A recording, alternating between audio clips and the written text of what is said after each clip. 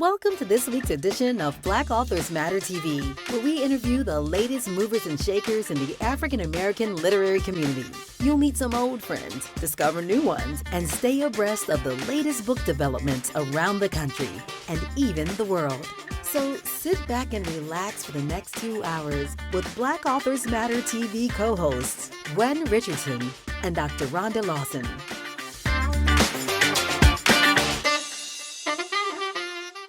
Good evening and welcome to another episode of Black Authors Matter TV. I'm Gwen Richardson, your host for tonight, and my co-host Dr. Rhonda Lawson will be joining us shortly.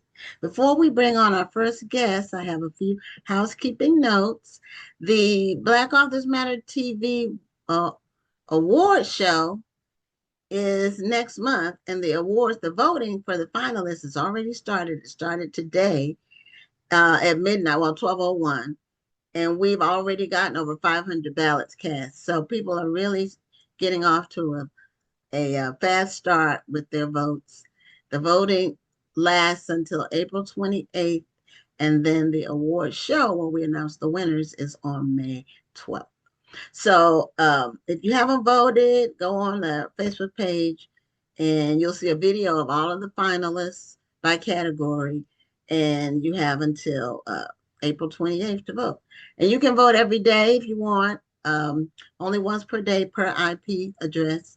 So most people have 3 IP addresses with their laptops, their tablets, and or their phones. So feel free to vote every day if you like for your favorites.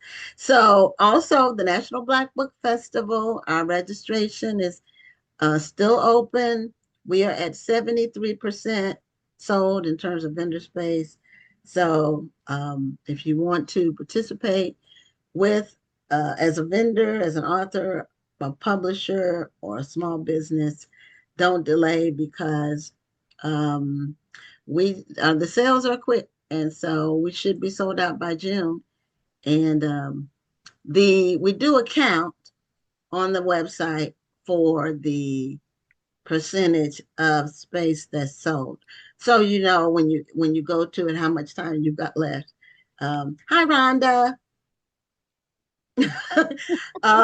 We have 73% sold, so that means we've got 27% of our space left. So and also the Black Authors Matter Children's Book Awards, that process is ongoing. It ends the early part of June. So if you have a children's book, you want to submit it and see if you become a finalist for that or a winner, then go ahead and do that. So we're bringing on our first guest, since we were just talking about children's books and the Children's Book Awards.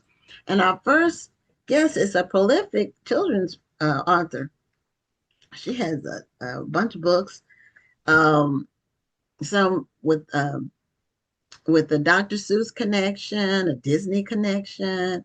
She's got all kinds of stuff. And one book that of hers that I've seen in the on the shelves of the stores, I didn't realize who it was, is she has a book about Simone Biles, the gymnast, and it's called Flying High. So, but she has a bunch of books. And we should have had her on the show before. It didn't happen that way because she has so much writing that she's done. So Michelle Meadows, welcome to Black Authors Matter TV. Thank you for having me. Hi, Gwen. Hi. Now, where are you joining us from? Coastal Delaware. Oh, you're in Delaware. Okay. Well, Yeah. Are you near the water? Are you near the beach? Yes. Okay. All right. I've only been to Delaware once. To Dover Air Force Base years and years ago. One of my best friends was in the Air Force, and I went to visit her on the weekend. So, but other than that, I've never set foot in the state other than that one time. So it's a small state with a small, probably close knit because the population's so small. Yeah, true. Yeah. Yeah. Now, is that where you're from? I'm from Washington, D.C. Okay. Well, Rhonda's in the DMV, and that's where she lives in Maryland. But and I actually went to Georgetown, So I Okay. was in DC for those 4 years and then 2 years after graduation. So I spent some time in Washington. Um, Okay. it's a lot different now than it was when I was there. So how did you get started with your children's book writing? And then that's part A. And part B, Okay. how did you get so prolific with so many books? So Okay. many So books. So yeah. let's So how start. I got started. Okay. So I've always been a writer. I've loved writing since I was a little girl. So, growing up in elementary school and in high school, I was in the poetry club and writing for the school paper. And then when I went to college, I went to Syracuse University in New York and I did a dual major in journalism and literature. So that's what I mean when I say I was a writer, like lifelong writer. Mhm. And then when my husband and I had a son, and he was born in 96.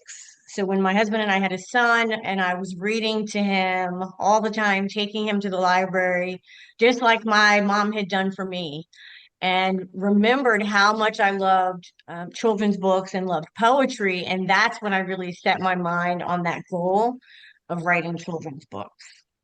And then the prolific question is, I think, my earliest children's books, many of them were inspired by my son.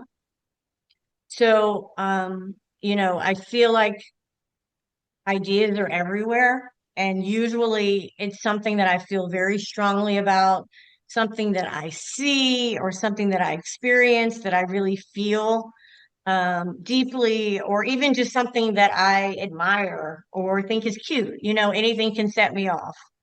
Okay. So I'm just one of those people that's like always trying to think of new things and always writing, like always writing. So Do you only have one child? yes. Okay. So do I.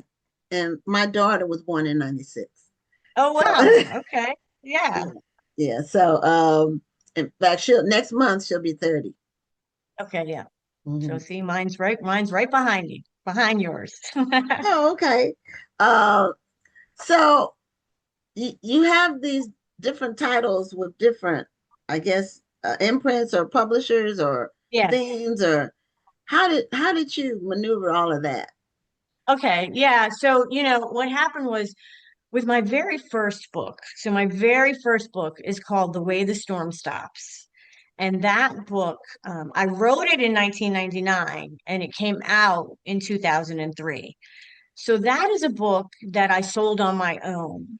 And I sent it out through what they call the slush pile, which means you're sending it to editors at different publishing houses and you're not agented. You're sending it out and then hoping that an editor will pick it up, right? So I sent it out to several publishers. My first book, I wrote that book because we had a really bad thunderstorm going on and our house was rocking and shaking. And I wondered what our son, now at the time he was about 2.5. And I wondered what must he be thinking with all of this booming and shaking, right? So I went and I picked him up. I found him in his bedroom, kind of curled up and peeking out from under the blanket. And I scooped him up, brought him back to the rocking chair in our bedroom, and I rocked him and I sang to him. And pretty soon after that, he fell asleep. And I thought, this is the way the storm stops for a small child. Now, the storm was still going on. So I could hear all the sounds. And so I grabbed a notebook from my notstand and I wrote. And that resulted in my first book, The Way the Storm Stops, which I sent out to several publishers. And a couple of months after that, I got a phone call from an editor at Henry Holt named Christy Ottaviano.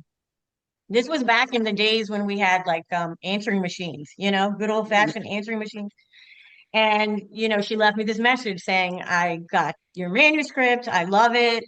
Please call me back. And so that is how my first book got published. And then I spent many years after that trying to um, write more books. You know, I just kept writing and writing and got tons of rejection letters and just kept writing and writing. And I got a literary agent. So I got a literary agent, Rosemary Stamola, with the Stamola Literary Student Studio. And so she sold my second book and all my other books. So Oh, now I have wow. 22 books published. And so she's, you know, once I got my agent, I think she was definitely helpful in putting my work in front of publishers. Oh, wow. So, now you just write the story. You don't Yes, do the illustrations.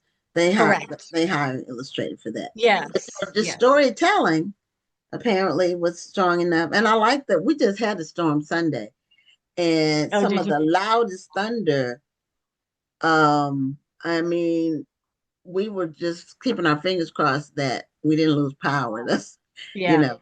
Um, but that's an interesting take on that.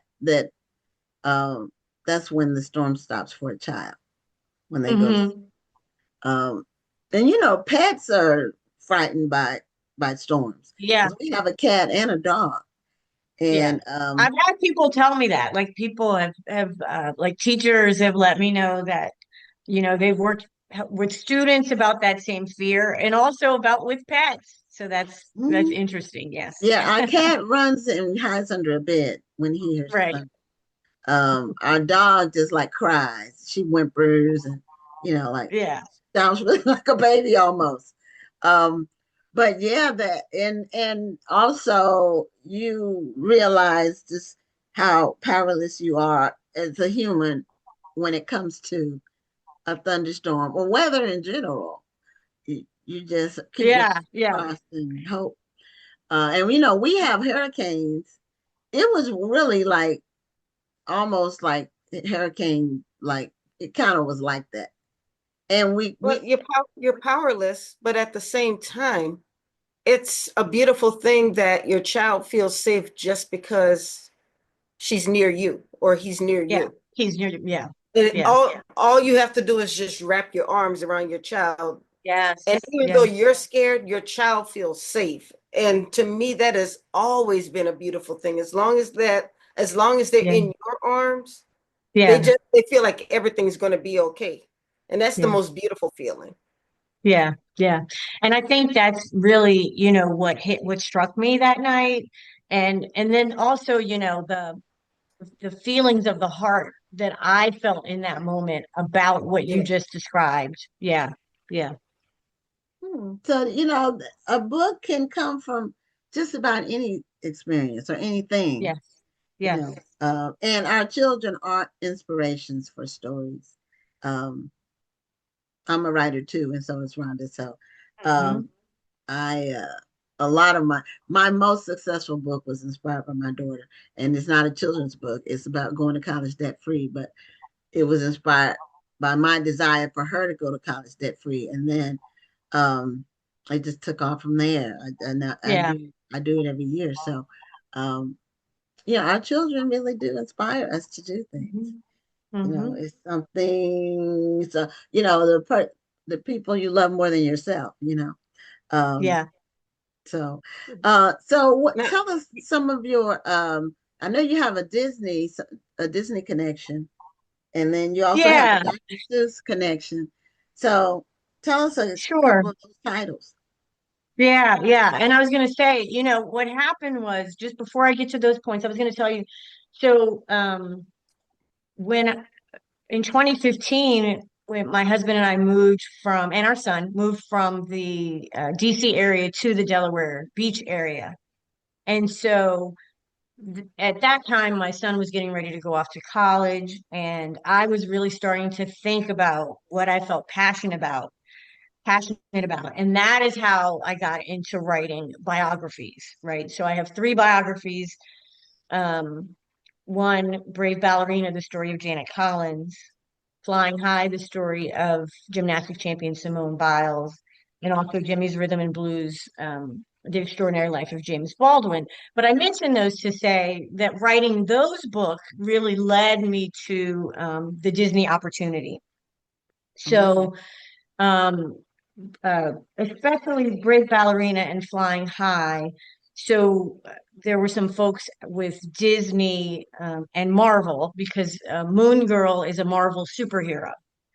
And so they reached out through Rosemary, through my literary agent, to ask if I would be interested in writing the novelization, which is basically the middle grade novel based on the Moon Girl and Devil Dinosaur animated TV show, which is a Disney show. And so they were really, I think what piqued their interest was that I have such a passion for strong Black women, and so that's kind of how the Disney project came to me. And so Moon Girl and Devil Dinosaur is for ages 8 to 12. And the TV show was actually thought up by Lawrence Fishburne. So Moon Girl and Devil Dinosaur started in the comic book world. So they're comic books based on those characters. And then Lawrence Fishburne got the idea to create an animated TV show based on those characters. So it features Moon Girl as Lunella Lafayette, who's a 13-year-old Black girl living in the Lower East Side in New York City. And she's a scientist and engineer and does all kinds of projects. Her superpower is her brain.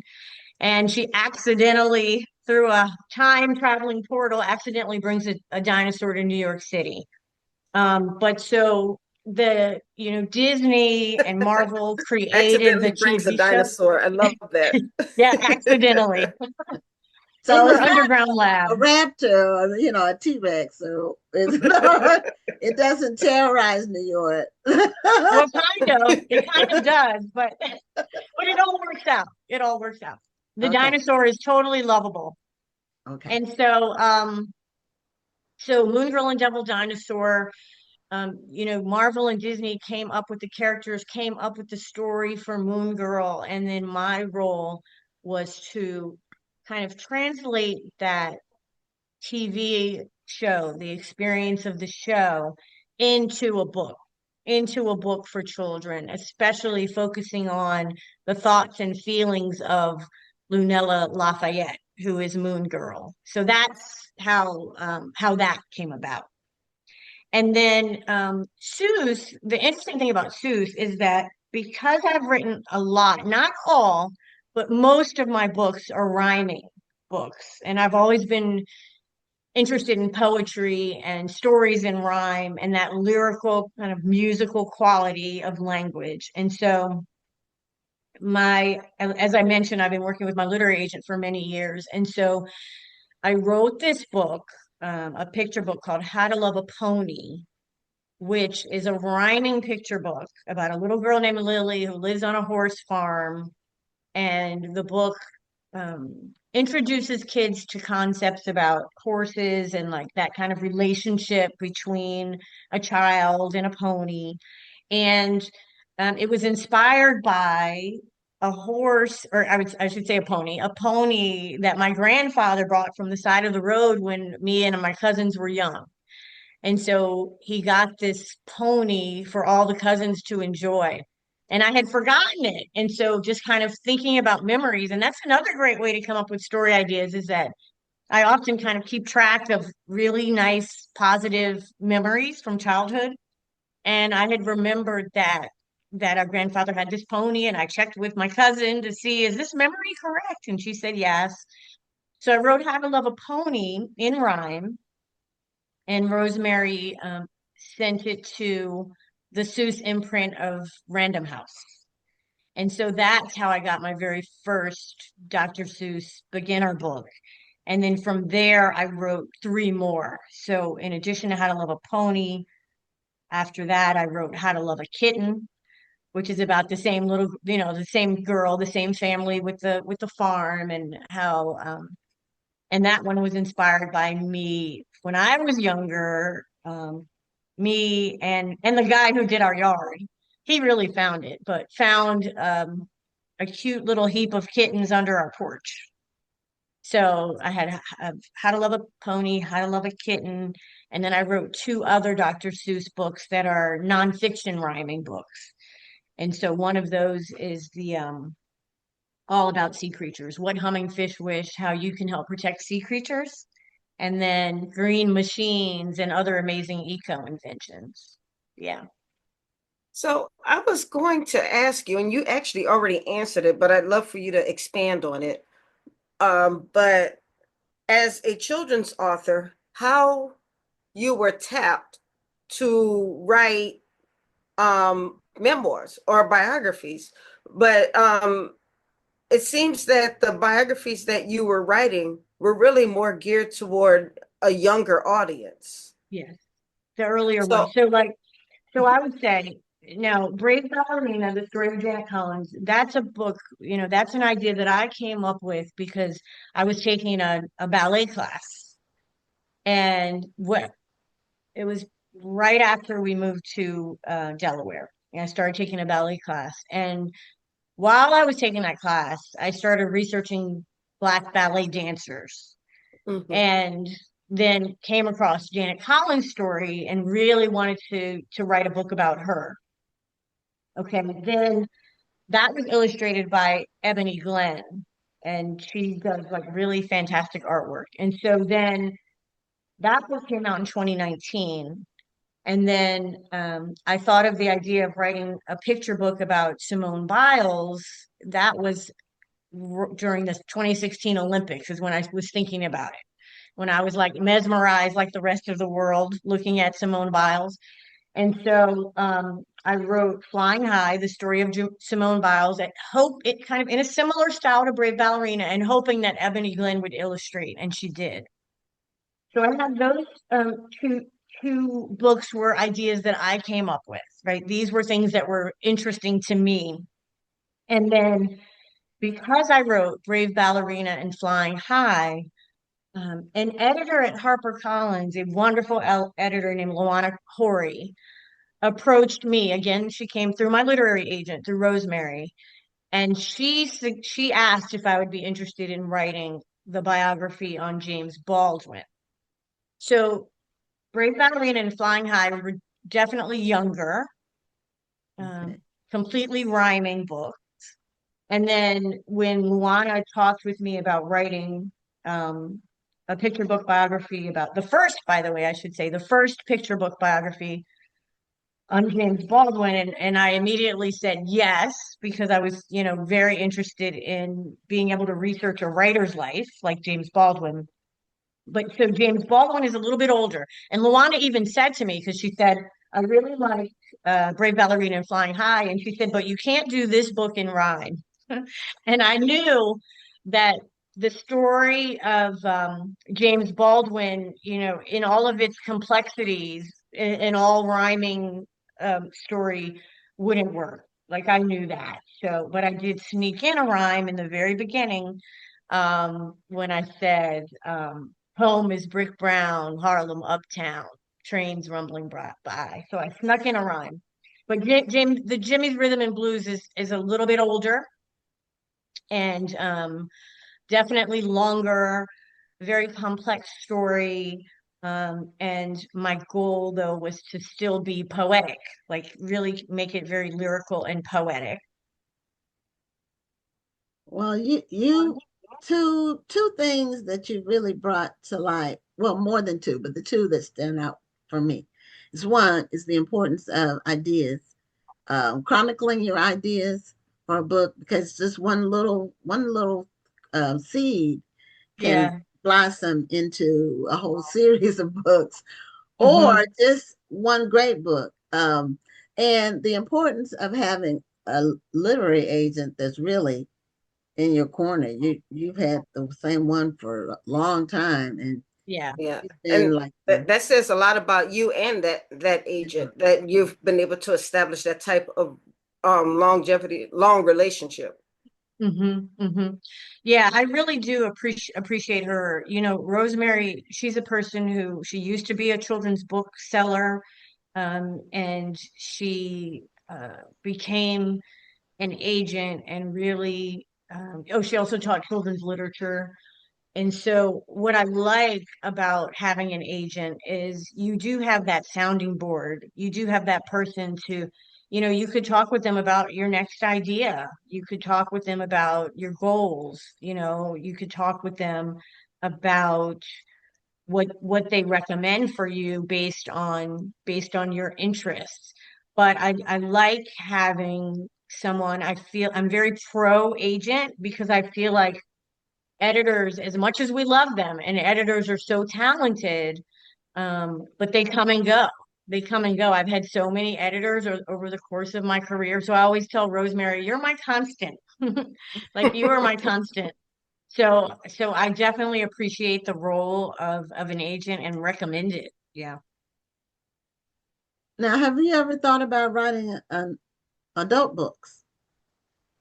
You know, no, I haven't. Really, I feel that um children's books are a really good fit for me. I joke and say that I have like the brain of a 5-year-old, but um one of the things that I really like about writing is looking at like complex material and breaking that down and making it accessible for young readers.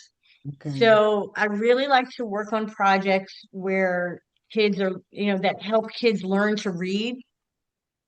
Um, I really love children's poetry, and I like the idea just of being part of kind of early literacy, like an advocate for early literacy. And so I guess Moon Girl, now I do have, so the few projects that are older. So we talked about Moon Girl, and that's 8 to 12. And then I also did a book with Misty Copeland called Black Ballerinas. So after I wrote Brave Ballerina, the story of Janet Collins, an editor from Simon and Schuster approached me and asked, would I be interested in providing some research and writing support for a project that Misty Copeland was working on called Black Ballerinas, My Journey to Our Legacy. And I mentioned that too because that is a book that adults love. Like it is a children's middle grade book. Okay. It profiles 27 ballet dancers of color. And it was like so much fun to research all of these dancers' lives because when I wrote about Janet Collins, I came across so many other dancers and I thought they all need a book. So like I was really excited to work on Misty's book and she tells like really wonderful personal stories about her relationships with the dancers and her experience with them. And I was able to research a lot of facts about how the dancers got into ballet, what kind of factors influenced them, and that sort of thing. So that one kind of felt like adult like, you know what I mean? Mhm. But I do think I have a strong commitment to children's literature. That's where my Well, heart is. yeah, And, well, and if that's where clearly, your heart is, so stick with it, girl. yeah, Yeah, clearly, yeah. as you're very prolific in that space, and you a lot of the things that you talk about are kind of ordinary things, but you turn it into a lyrical story for children, like How to Yes, Love a Pony. Like now, right. when the pony was on the side of the road, it wasn't in Washington. So where were you? I wanted to ask you No, about that. right. So no, my grandfather, and this is my mom's parents, had a farm in North Carolina. Okay, what part of Yeah, North Carolina a do you remember? small town. Yeah, it was a small town called Woodland, North Carolina. Woodland, North Carolina. Okay, okay. Yeah. Yeah, I I think have I've heard North of Carolina Woodland. roots. That's why I was asking. But no, I never heard of Woodland. Okay. But Yeah. I have roots in small towns near Durham. Okay. Yeah. Mhm. Yeah, so because I was the pony body, so I knew it wasn't in Washington. That's why I was. Right. So anyway, Michelle, tell our audience how they can connect with you on social media, or you have a website, and Yeah. also Rhonda will probably put some of this in the I, chat. I already did. I Okay, yeah, that's what already Okay. she does. did. And Thank you. I was gonna say, yeah, my website's michellemeadows.com. And Yes. then I'm on Instagram and also YouTube with Michelle Meadows Book. okay, well, we'll definitely be on the lookout for your next release, but congratulations on just your success in that children's lane. Thank you. And you've done so much writing. More people need to know about you, and a lot of people know about you, but even more people need to know about you. I appreciate that. So thank you for being a guest on Black Authors Matter TV. Thank you so much for having me. Thank you. Have a good Okay, night. Thank have a you. good Have a night. great night. So Rhonda, I was at the top of the show, I was telling people that the voting for the Black Authors Matter TV Awards started Yes. at midnight, and the ballots are really coming in fast. They come in a lot quicker. It's interesting to see the difference between the first round of voting and when it narrows it down to the finalists, and one of those people will be the winners. People really spread the word, and we appreciate it because we want to have a lot of participation. Um, the winners in each category, sometimes it's a surprise and sometimes it's not. But the thing about our awards is that people who are not well known do have an opportunity to win if Right. if they encourage their friends to vote for them. So and a lot, it's about 50-50, in terms of who wins each category. The well-known, greater known authors win Well, about half of them. I just hope that people are taking this time to not just say, hey, y'all vote for me, but give people a reason to vote for you. This is a good time to be promoting your books, to really increase your presence on social media, um, to really increase your book's presence.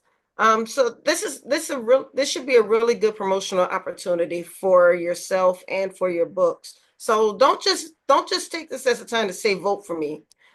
Just really use this as a time to really get yourself out there and increase your presence.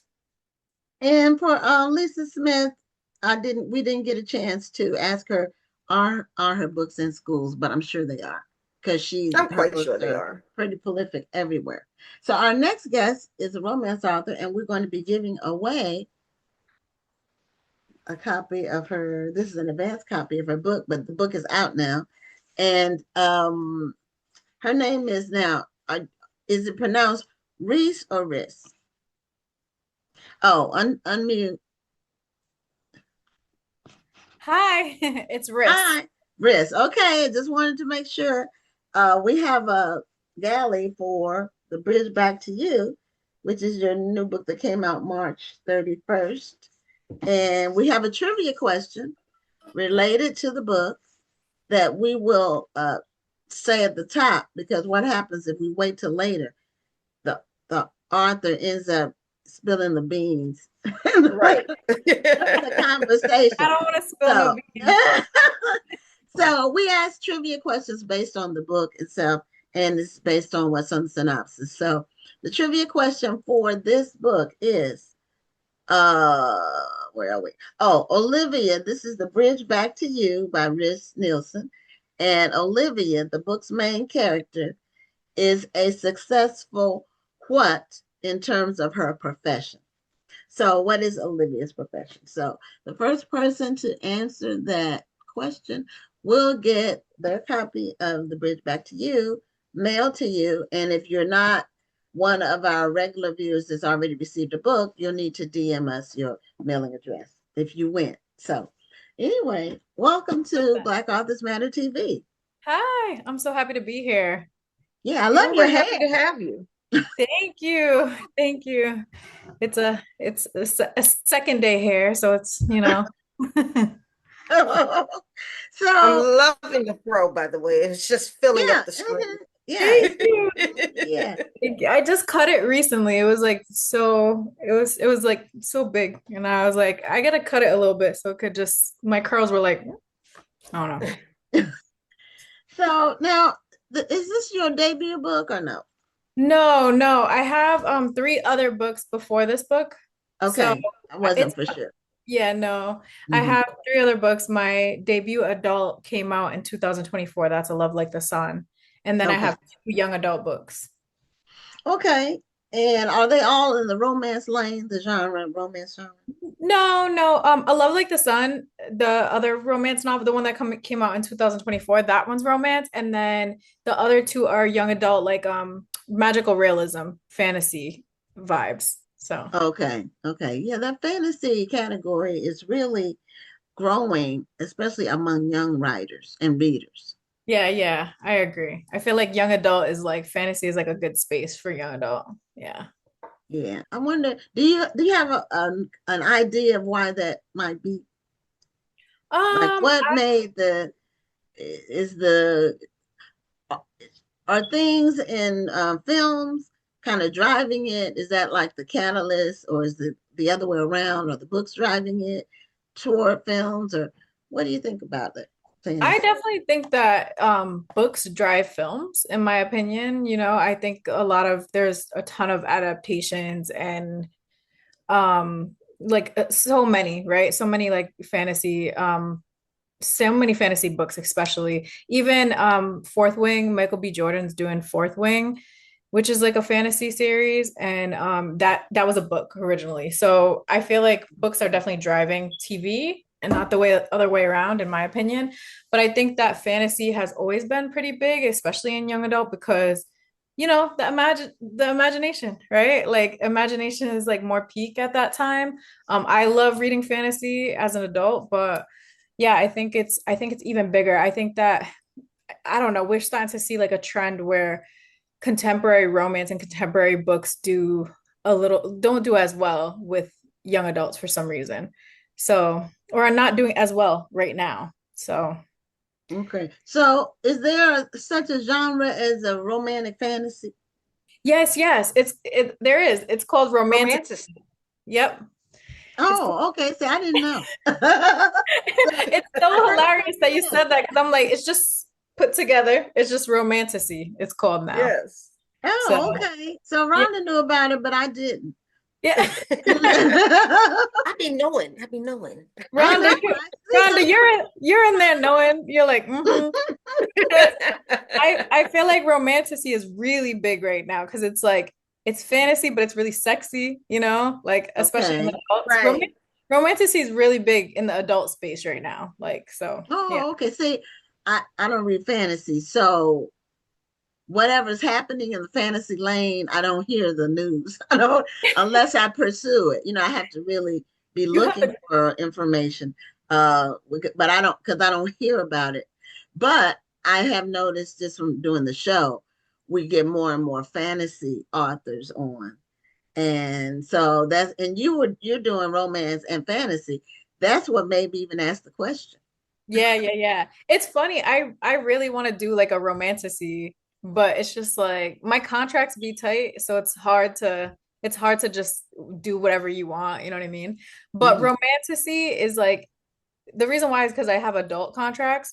So it's hard with adult because romanticy I feel like does better with adult, right? Like you want to see like the daggers to the throat, like enemies to lovers style, but make it sexy. You know what I'm saying? For the adults, So yeah. So it's not like what is it, S&M or D&M or whatever. It's not like that. D&M. I don't know. I forgot Wait, what the acronym is.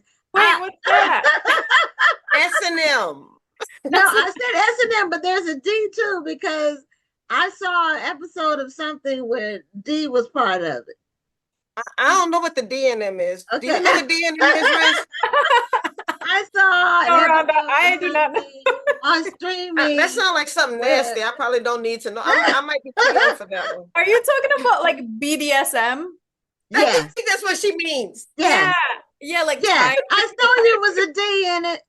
Yeah, you was right. BDSM. I think that's like tying them up and all that, like all that. Yes, yes, Yeah, that yeah. that's like on Law and Order, the SVU Law and Order. those episodes. I stopped watching it because it just got too weird. But there is a market for that. Well, like the 50 Shades of Grey was kind of, it wasn't fantasy, but well, it was that. But it was huge though. It was It like was huge. And huge. I read something recently that said, what is one of the worst written best-selling books? And they did like a survey, and that was that was the book. This is recent, like on my Google alerts for literature or books or bookstores or anything having to do with books, it came up on one of those. Like that is hilarious. I have also heard that.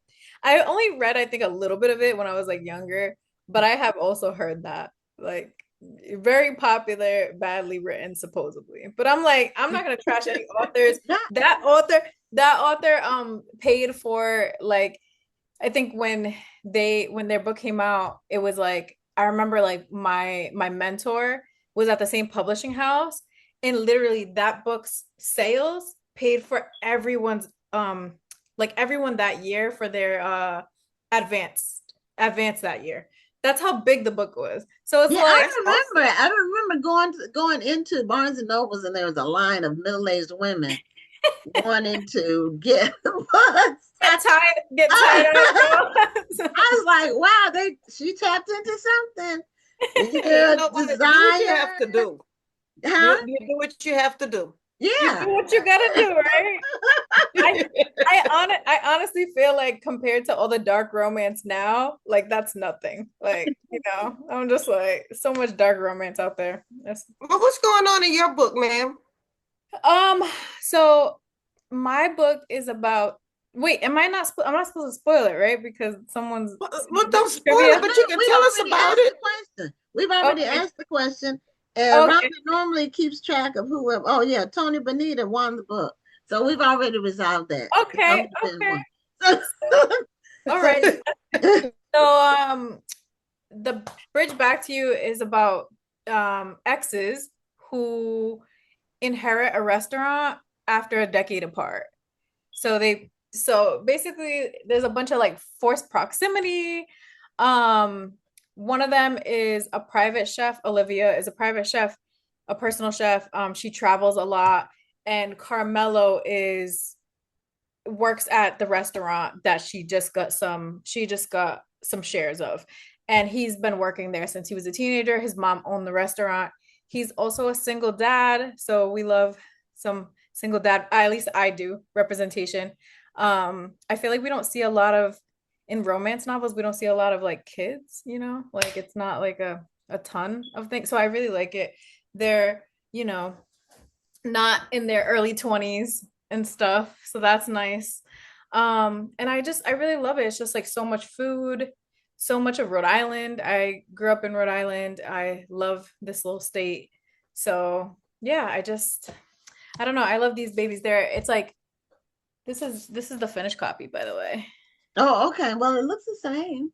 Yeah, it does. It just doesn't have the uncorrected proof mark on there. Yeah, it actually looks so much like they did such a good job with the ARC. They did such a good job. So yeah, I like the colors. You like the colors? Yeah. Yeah. Me too. I think the colors are really cute. I'm like, it pops. It looks like a sunset. Yeah, it does. It's really pretty. And this bridge on the book is a real bridge in Rhode Island. It's a real bridge in Providence. Oh, So, okay. I like that part too. And Okay. You know what? She was a featured author at the festival. Hillary. which one? Rhonda. Hillary from Fresh Prince. Oh, yeah. What's her real name? What's her name? I can't think of it right now. But she was from Providence. Really? Or she came from Providence to the festival. Oh, okay. I didn't know that, but you know who was from Yeah. Rhode Island? Viola Davis. Oh, wow. Okay. That little state. Yep. It's birth. Oh yeah, you got to read her memoir. It starts off very heartbreaking. I heard that it does. I haven't read it yet. Is it really good though? It's very good, but it starts off quite heartbreaking. Heartbreaking. I've heard that. That's why I haven't read it. Yeah. Yeah. I get so sad like when it's real. Like, Yes, me too. Yeah. I'd rather read a made up story that's sad than read a real life story that's sad. same, Yeah. You know. same. Um, but I've heard really good things about the book. And then she is doing that co-author project with Yeah. James The Patterson. one with James Patterson. Mhm. She Yeah. is? I had no. Yes, it just came out Yeah, recently. she co-authored a book with James Patterson, and she is the one who narrates the audiobook. Oh, oh, I had no idea. I gotta look that Yeah, up. it's called Judge Stone. I'm Judge actually Stone. listening to it now. It's very good. Oh, look at you, Rhonda, on top of everything. You're like, I read Yeah. on top of everything.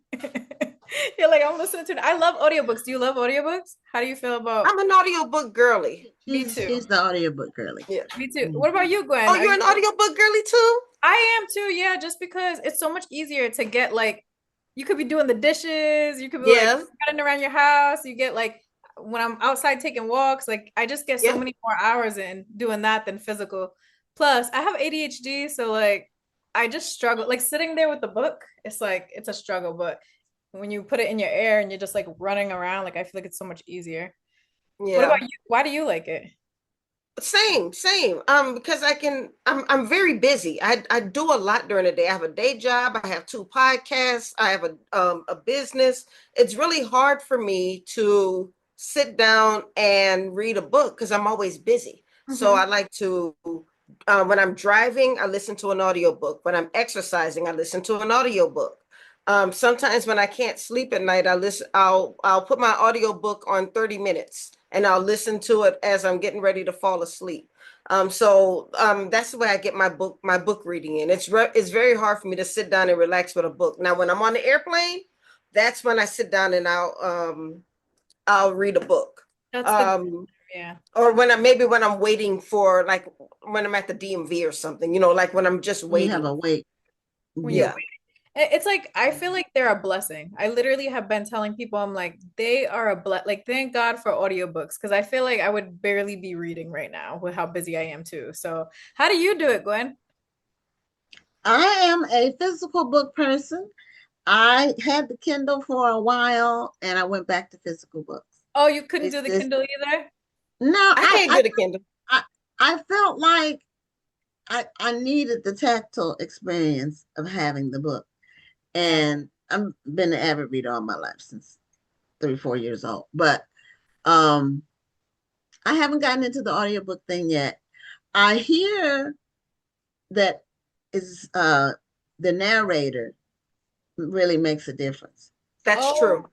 oh my Mhm. gosh, yes. I feel like a bad narrator could like to me it's like a bad not bad, but like a bad to you, right? Because everything is perception based. Some people love certain narrators and some of them I'm like also you have to like figure out the speed too with certain narrators, I feel like, because some of them talk really, really slow.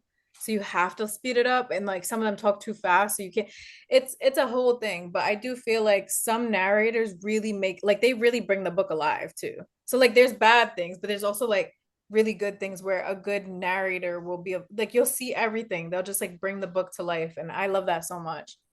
Do you have certain narrators whose voice just gets on your nerves? Um, I do. I can't think of their names right now. I can think of Yeah, certain. don't say their names Don't because say some their people name. might like them. Yeah, Well, I wouldn't yeah, do that. I wouldn't do that. But hurt how about you? their Do you? income. Yeah, there's a certain male narrator. Every time I hear his voice, it's not he doesn't have a horrible voice. It's just I think if I were dating him, it would get on my nerves because he sounds very condescending. Okay, yep, yep. Yeah. Yeah. So I don't I can like it. imagine dating a narrator. This is the one book that I did try to listen to. I think it was like it sounded like a computer generator AI. It wasn't a human voice, I don't think. So it put me to sleep. And so I couldn't every time I tried, like even just like 2, 3 pages from the book, it would lull me to sleep. And see, That's I it. read at night. I read like it's reading is my time before bed most of the time. It's a couple of hours before I go to sleep. So a book can put me to sleep too, because if I'm really sleepy, I could be reading and then I drop the book. So that's when Just drop that's, it. that's when okay, time to go to sleep. But I'm gonna try. I've heard so much about different narrators, and so I'm gonna try it again. I'm gonna research narrators and try again. I think research narrators, and I also think like you really got to get something really interesting for your first one. And that's my, you know what I mean? Like I feel like you can't just go into it. Like you might have to like switch up the genre, like something like that, because you really, and I also think reading like listening before bed, I know Rhonda does it like to fall asleep, but I do feel like it puts you to sleep. So I think Okay, yeah, see, maybe you should try it in the car or something. Like, you know what Yeah. I mean? no, my car is reserved for music. Okay, I I get listen that. to nothing else in my car but I music. get, what about dishes? I don't wash that many dishes because I believe in using paper, and so my Okay. dishwashing is 5 to 10 minutes. That's what it is. Oh, okay. So It honestly, takes me a little short time to wash them up, so that wouldn't work. And so, and I have a dog, but our dog is outside, so I don't really walk her. yeah. And I don't have a commute. I'm like 10 minutes from my office, so Okay. I don't have that. You're a physical book girly because Yeah, that, Yeah, she's always going to be a physical book girly. yeah. yeah, But now, Riz, that's a when do good you thing. get your writing in? So usually I have teenagers, but so it's You not have like, teenagers? yeah, You're a I do. teenager yourself. I do. I am 30, I'm gonna be 38 next week. Wow. Okay, Mhm. girl. Yeah, I would have Yeah, never guessed that. Me yeah. neither. Well, thank you. Thank you. I yeah, I have two teenagers, but but I still try to like get my writing done like as a work day while they're in school. You know, I try to use like that 6 hours, Okay. kind of like five, because once you get settled in to like write during the week. And then sometimes I get to write on the weekends too. But usually I write while they're in school, because after school it's still the same thing. Like even though they're big, it's still like sports and you know what I'm saying, driving Yeah. them here and Hmm. there, cooking, all the Yeah. things. So it's really hard for me to get the nighttime hours in. But I try to make it like a schedule during the day. And it usually works out for me to do it like that. Sometimes it's hard, easier said than done, you know, because when you can't write, you can't write. So the writer's block hits and then you have to figure out a different situation. But that's usually what it is. Yeah, it's hard to force writing. It, Yeah. it needs to flow.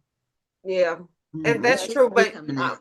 even when I force myself, I give myself credit. If I get two sentences in, that's two more sentences that I would have been able to get if I hadn't done anything. Oh, That's true, but do you go back and like rewrite Oh, I those might go back later? and fix it, but at Okay. least I was able to Okay. get the two You got sentences something in. out. Okay. yeah, yeah. Like, are you both like hard? Are you easy on yourself? Are you hard on yourself? Like writing? Like, what's the, In terms of I don't know. Like, I feel like, because I agree with the two sentences thing. I'm just kind of like, I remember somebody saying something like, oh, even if you write 50 words, like, that's 50 more words. And if they just keep on building up, like, eventually you'll have a book, right? Versus like, if you just do nothing at all, you're never gonna right, have it. or if you're Well, waiting till you I have a believe in thousand that. words. Yeah. Well, no, Uh, I believe in that. I feel like sometimes and I tell this to my clients. I'm a book coach, and I say often we wind up waiting for the moment to be just right. We wait until we have what just the right candle. We wait until we have just the right music playing. We want to wait until we have um, just the right amount of hours and the stars to be aligned. And we wait for all that time. And then all of a sudden, all this time has passed. A year has gone by. We've not written nary a word. But if you just write a little bit here, a little bit there, use your phone and use the voice app if you have to, the voice recording app if you have to, just get it in where you can fit it in.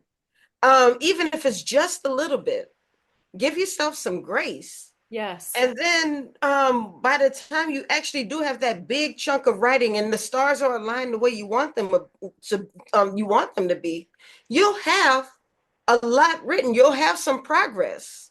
And Yes. then you're not starting from scratch. that's I, I'm sorry, that's my dog. I feel like I feel this exactly because there is nothing like having the foundation, like the base of it, and just like having something to go off of. Because I feel like that's why editing is so much easier than writing, because you just need like words on the page. So doing a Yes. little bit at a time, it's actually wild. One of my friends is a cardiologist. Her name is Charlene Abobi, and she is a cardiologist, and she wrote one of her entire books on her phone.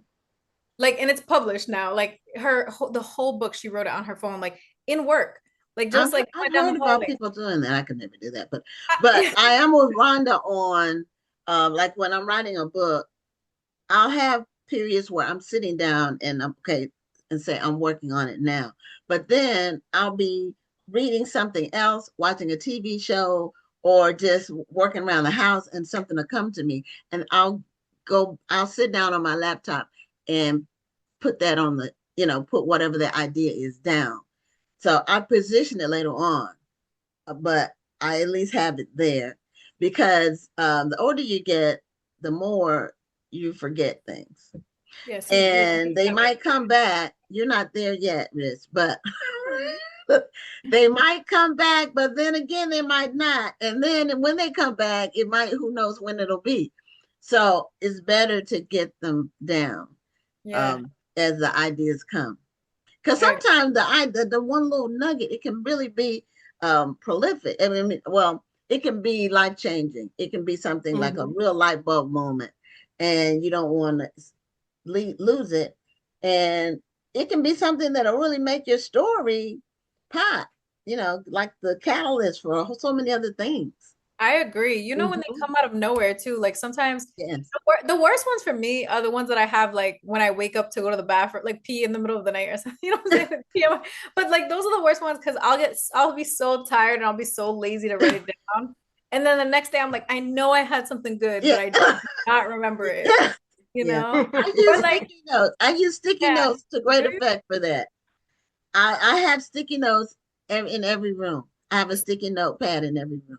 near your bed Just too. for that. Yeah. And See, even if I can just write a little bit of it, it doesn't have to be the whole thing. Just something so you won't forget what it was. exactly. Like even like a couple of words, you know what I'm Right. saying? You could just Yes. jog your memory. I feel like in the shower too, like sometimes like just being under the water, you know what I'm saying? Like something about it. They always say like stuff like that. But I definitely agree that a little thing, a little idea could make your story so much better, or it can make it come alive, or suddenly you can have an idea that you didn't have before. A scene can come to you and it could just be like, wow. And it does feel like that magic light bulb moment. So I love that you write everything down. I definitely need to get better at that. I need to like carry around some sticky notes because I feel like that's a good idea. Just like having them in every room and being able to jot them down real quick. It's interesting. I like that. Yeah, me too. I know I don't use my phone. I use my phone. When I use my phone for notes is at church. Sometimes something will come to me during the church service, and I really don't have my sticky notes. So that's when I have to put it in my phone. Yeah. You're like, this is the time. This is the only time. so now is this a standalone book? It is a standalone book, but in this book, there's characters from my first book, From a Love Like the Sun, because they're in the same universe. So Okay. yeah, they're in the same universe, but it's a standalone for sure. Like you could read either one without reading the other, but they are like the first book's characters are in this one. So Okay. And so for your next book, will it be a romance or a fantasy? so fingers crossed, like I don't know what's going on with that right now. Like please pray for me that something goes on. But like I'm writing a fantasy thing, but I have also written adult romance already. So I don't know what's gonna happen with that. Like hopefully I sell it. We'll see what happens. Oh, And romantasy. Isn't that what no, I am working on a romantasy. I am, but that's not the one. Like I have a regular romance too, like a contemporary romance that I wrote, but I am working on a romantasy and I'm excited about it, but we'll see. It's so hard to tell because I'm like between contracts, so I don't have anything right now, but fingers crossed, I'll be able to announce something soon. Okay. Well, Tony Bonita won the copy of the book based on the trivia, so we're going to be sending Tony. She's a regular viewer of the show, and a frequent book winner when we have them to give away. I hope you like it, Tony. Okay. Well, thank you so much for being a guest on the show, and congratulations on your latest release. Thank you so much. I enjoyed this time with you both. It was so good. Thank you for Oh, having we me. enjoyed you. Thank you so much. Come back soon. Oh yeah. Look, let's hope I can announce something and I will be back. But Okay. Okay. Have a great night. you too. Have a good night. Bye. Bye. Okay. Well, we're moving right along. Rhonda, I learned some new things today. And Well, so did I, D&M. uh, well, I was close. So Tony Benita said Ron Butler is a good narrator. So I'll look up his name and see if I can find what he I like narrated. Dion Graham. I think he's a good narrator. Dion Graham. Okay. See, I don't uh and audiobook narrators are starting to get like celebrity status, almost like authors now. Mm-hmm. It used to be that it's almost like how DJs used to be. Radio Right. DJs, because of their voices, used to be like True. that. Now it's the audiobook narrator. So our next guest is a bookstore owner. We have bookstore owners on the show from time to time. And his bookstore is in Pittsburgh, Pennsylvania. And it has an interesting title for his bookstore. It's the Young Dreamers Bookstore. So um, Hello. hello, Dr. Griffin-El. I'm not going to try to pronounce your first name. I'll let you present it, and because I don't want to mess it up. But Yes, ma'am. welcome to Black Authors Matter TV. Thank you so much. It's a pleasure to be here. Of course, I've followed you all before, received the email, so it's an honor and pleasure to be in dialogue with you all. My first name is Nosakhere. It means God's way is the only way, or he who God has ordained in the Edo language, which is in Nigeria. So yes, that's my first name, and then Griffin-El. Okay, all right. Well, I'm glad that our work is getting around, and more people are hearing about it. So and I don't know if we've had a store from Pittsburgh on before. We've had many bookstore owners, but I don't remember. Rhonda might remember if we've had someone from Pittsburgh, but I don't think. I know we've had I people don't from think Philly. Pittsburgh. Yeah, Yeah. we've had Philly, but not Pittsburgh. Well, I'm So, from Philly, so oh, okay. So there so you you, go. you you you get the best of both worlds. You get me physically in Pittsburgh, but from Philadelphia. Okay. So how old is your bookstore? So we're walking into our fifth year. My wife and I, we co-founded the bookstore. Uh, our, like my kids say, our origin story goes all the way back to our son who had a speech delay. And long story short, we spoke to a speech pathologist, and I was like, "Hey, what can I do at home?" And he said a simple word: read. And as a PhD graduate from the University of Pittsburgh, I also participated in Philadelphia Freedom Schools. I just got as many books as I could get, both from my mom, who's a former librarian, and I went to the local library and just read both my oldest son, who was 3 at the time, and my youngest son, who was around 1.5. I read them 10 books a day, 50 books a week. By the time this is from summer to winter, I read them over 800 books, my wife and I. And one of the things that my sister-in-laws would always do, they would say, "Hey, why don't you write book reviews? Why don't you just write a review on the good books that you read to the boys?" And I was like, I'm not doing that because I don't think anyone's going to read that. So, nope, I'm good. And so they kept on encouraging. My wife was like, "You should do it." So one day during Thanksgiving, I sat in a chair and I just put out a little Facebook post about a really amazing book that's out of print now, about a little black boy who's a superhero, goes into the future. There's no plants, and he basically brings seeds from the past into the future and grows this beautiful, luscious forest, if you may. And I was like, this is a great book. And People started to like it, started to share it. All of a sudden, I get 80 likes, which I tended only to get 80 likes when I post something about my kids and my wife. So I was like, oh my gosh. So it was an amazing experience, and that led me to write more reviews, start a book club, host story times at the library, and we were really picking up momentum. Fast forward, pandemic happens, we go back into the house. Everybody does for a couple of years, and towards the end of the pandemic, I did a professional development for PwC.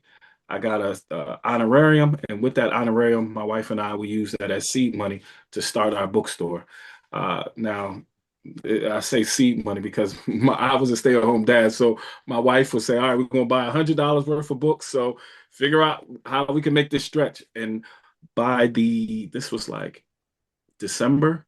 By the spring, we had a closet full of books, and now we had to go and sell them. So our first pop-up, our first pilot was at the August Wilson Block Party in Pittsburgh. And we went there with 4 boxes of books and left with just a fourth of one box. So we said, wait, we got something here. So we just kept on investing, flipping the money, and eventually we became a staple in the community. We won a couple of awards. One award was from the Pittsburgh Pirates going to bat for small business. So we were recognized as one of the top small businesses in the Pittsburgh area. And I could go on and on about other awards that we have won, but our main focus wasn't to sell books, to be honest with you. Our mission is to meet kids at their dreams and their reading needs. Meaning, if a kid has, if we start with what a kid doesn't like or what a kid cannot do, that's the deficit model. Kids won't pick up a book. I don't care how amazing it is. But if we start with saying, what do you want to be when you grow up? What's your dream? And when kids say, oh, I want to be 1, 2, and 3, and then we pick out a book and say, this book right here speaks to that. Okay. Now, all of a sudden, we don't have a customer. We have a kid who constantly wants his grandparents, his parents, his community members to invest in their dreams, not necessarily buy them a book, but invest in their dreams. And so our mission is to meet kids at their dreams and their reading needs. Hence the name of your store. Right. Right. Exactly. I love Exactly. that. I love it. Yeah, that's a great story. It is a great story. It's just something that you happened upon. You weren't even trying. It was something that basically found you.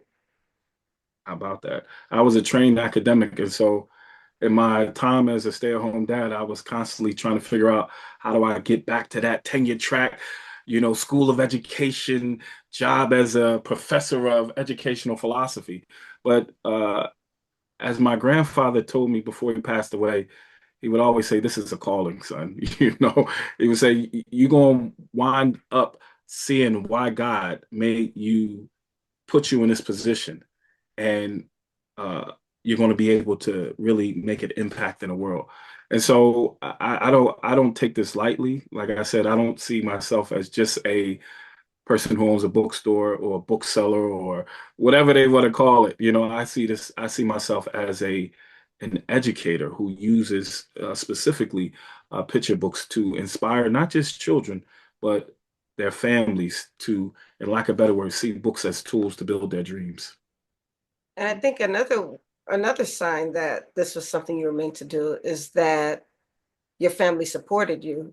You mean you got this money, and the first thing you said that your wife did was buy more books. She poured right back into this vision, and Right. not everybody does that, and not everybody has somebody who will be willing to pour back into the vision. So was this something that she supported from the very beginning, or was she like, you want to do what? No, well, no. So my wife, she's a professor of entrepreneurship. One, we met at the University of Pittsburgh, and so we were always dreaming out loud as Oh, graduate wow. students. Okay. So we were always like, we want to change the world, and we would turn to look at each other and realize that we were the only crazy two who really believed this. So on one hand, she held values of wanting to change the world. Now, of course, what do they say? We're one flesh. So our journey is together, but we have merged our particular purposes in this bookstore to now reach greater audiences in different ways. I give you an example. Someone asked me a couple of years ago, they said, could you do something around entrepreneurship with kids? Because we have this thing called Musa on Main Street. So all the kids are going to create a business. And at the end of the summer, we're going to have like a little like mini lemonade stands or whatever business they create. We're going to have like little stands where they could talk about their business. And I said, of course. So my wife and I, we co-taught a what we call a parent lab.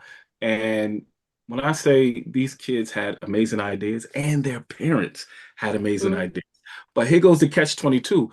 We were able to find books that specifically spoke about entrepreneurship. And we were able to read those books, give these, well, the organization purchased the books to give away to the kids.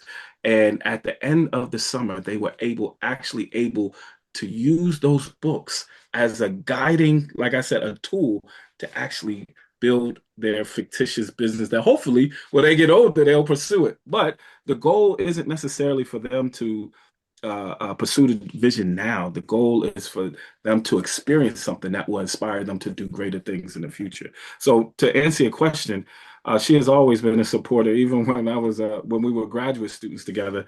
And her investment in the store was also an investment in our purpose as a family. That's wonderful. I was making a couple of notes just because what you said, three things in your background parallel mine or our families. Yes, So one, I'll do the first one you mentioned was that you did something at PwC. Right. And my daughter, that was her first real job. Oh, wow. Wow. That's a good real job. She interned there, and then they hired her after the internship, after she went to graduate school. They guarantee you a job after they tell you you have a job after you finish graduate school, get your master's. So, and it's just, accounting is a 1-year master. So, and she wasn't in Pittsburgh, but she was at PwC. I don't know where you taught when you did the training there, but that's the first one. And the second is that my husband and I had a bookstore for 10 years together. Wow. Where the family, he and I both were full time. Yes. So that was the second one. And the third one is your entrepreneurship classes for kids, because my 6 children's books are all related to business. Wow. I have a 5-part series called Kids Biz that teaches children how to be entrepreneurs. In each book, they learn a different concept or they do a different project to earn money. And then I have a book called Boss Women, which is biographies of 7 African-American women who built their businesses from the ground up. It's a children's book, though. But adults love it. So many adult women buy that book for themselves. That's something that I didn't anticipate. But so, like I said, we have had some. Now I don't. Rhonda's the doctor. I didn't go to. I finished my bachelor's and I was through. But it's in business. I've been entrepreneur my whole life. So, my whole adult life. Yes, ma'am. Yeah. So it's a lot of parallels, and congratulations to you and your wife for working together. Yes. It's together. Yeah, and one of the beautiful things is that I'm like I was like I said before, I was an educational philosopher. So, I'm used to being like, let me develop this theoretical idea or this framework. And one of the things that she has always helped me do is to kind of be able to, one, make sure the framework makes sense, and then 2, figure out how we can actually roll this out. So she was always the person, how do you do that? And I'm like, hey, I said it, you know what I'm saying? It can be done, Like, yeah, but we don't have to do that. Oh, okay, well, let's do it then. So it's good to have what I call, beyond a helpmate, but a mind mate and a soulmate, that our work is so interlocked together. When we were professors, because we were professors in South Africa for about 4 years together, and her Guys office are was just right so next to the aligned. right, right. Did you And so grow up together too? no, well, no, well, she's from New Orleans. I'm from Philly, and we both Rhonda, met Rhonda. in what you call at the University of Pittsburgh. And we used to debate. Like I said, we used to stand in front of the library and debate. So we had some old friends come up for a ceremony from one of our professors, and people was like, man, we used to stand out there. Y'all used to always be out there talking. I'm like, yeah. And I was telling my sons, like, see, you see the library? That's where I live. Like, literally. It's like, da-da. Boy, I'm trying to tell you, this ain't no joke. You hear what he's saying? I used to live there. One time the librarian told me I need to pay rent there. I said, no, man, that's what tuition is called. So, but yeah, we were so aligned. I could tell you so many stories about that. That's a Disney movie. Or Well, it's Spike Lee movie, I definitely, should say, a Spike Lee joint. oh, Or Ryan yeah, Coogler joint. yeah. Nowadays, it's good to Right, be aligned, right. rather than at cross purposes. So, Hey, because yeah. that's a disastrous situation. Mm, And I had that too. You know, yeah. people who watch the show know I was briefly married the first time to Mm, someone who wasn't. I shouldn't have been. Let me put it like that. So, mm, um, when you can't really be one with somebody if you're going into opposite directions, you're not on the mm. same page. It's hard to become one if you're Right, not, if you're going like this. If you can see my fingers, y'all are going like this. You right, got to be like this to be right. one. That's right. That's right. That's right. That's right. Doesn't work. Amen. That's right. That's right. That is, man. Whew. So you mentioned something in your bio information that you sold 20,000 books and Yeah, yeah. over the course. That's a lot of books. Awesome. Yeah, so we partnered with organizations like the Center for Black Educated Development. They have branches, freedom schools all across the country. We partnered with Philadelphia Freedom Schools in Philadelphia. We partnered with the University of Pittsburgh, who bought books to, as they would say, flood the Pittsburgh region with books that are high quality and culturally affirming. So we have been a part of these what we call mega partnerships, where people will buy bulk orders and sometimes the thousands. So Mhm. it's been a yeah, man, it's been a process, because on one hand, people will come to us and say, "This is what we want," and we can order those books for them. On the other hand, we'll have organizations that, especially during the summer season, they'll say, "We want these books, but because the books are popular, they'll run out." So that's where my expertise comes into play. So we have sold over 20,000 books. But going back to my sons, I read them over 2,000 books before they entered into kindergarten. So I have not just a wide understanding of books, but I have a depth of how the books relate to each other. So on our bookstore, we categorize our books based upon what we call dream categories. So we have Love Dreamers, that's our social emotional wellness books. We have Innovative Dreamers, that's our books about STEM and entrepreneurship. We have Bold Dreamers, that's our books about Black history or biographies about Black heroines and heroes who made the world a better place. We have Learning Dreamer, that's like our board books and our concept books that help kids know the ABCs and the one, two, threes. And then we have our Creative Dreamers, which is about the creative and performing arts. So with all of those different categories and being able to organize books in that manner. If someone says, we need this book about social emotional wellness, and that book sells out, and I'm like, well, this book is like this. However, this is another book that you can replace it with. Now, the themes might be slightly different, but this is how you can connect it to your curriculum. So, yeah, that depth of knowledge as it relates to the books that not only that we sell, but the books that our partners might be interested in. Because as you see, I got a bunch of books. Some of them we sell because they're great. Some of them we hold on to because we know that that's a purchase that a school might buy, not necessarily a parent. And so again, we tend to uh, focus on the depth of our knowledge of books and how they relate to the experiences of the kids and the schools, the families, and what our partners need. So that's why we're able to sell that many books. And I then, think that's something that people forget about is bulk selling. right, Um, we as authors, we are so busy concentrating on selling one book at a time, right. and going to book festivals or trying to get into bookstores. And all of those things are great, but Hmm. we forget that there are organizations who want to invest in our books as well. Right, And that is even true for fiction books. right, right. It doesn't have to be a children's book or a nonfiction how-to book. It can Right. actually be a fiction book as well, because Mm. there is a specific audience for every book.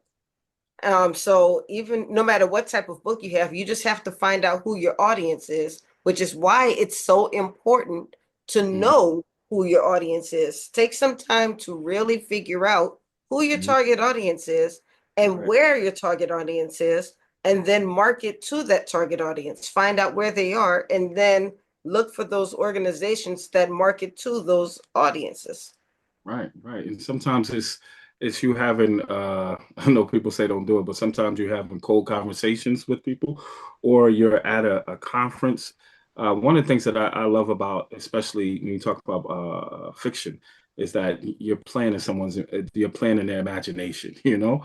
And so a lot of the books that I enjoyed, like Lava in My Veins by Derek Barnes, you know, my son saw the advert on my phone, and for the entire, spring, he's like, "Did Lava in My Veins? Did Bobby Beacon come out yet?" And I was like, "Well, it's called Lava in My Veins, not yet." But when he was able to get it, he read a book about a young black boy who looked like him, who also was a superhero.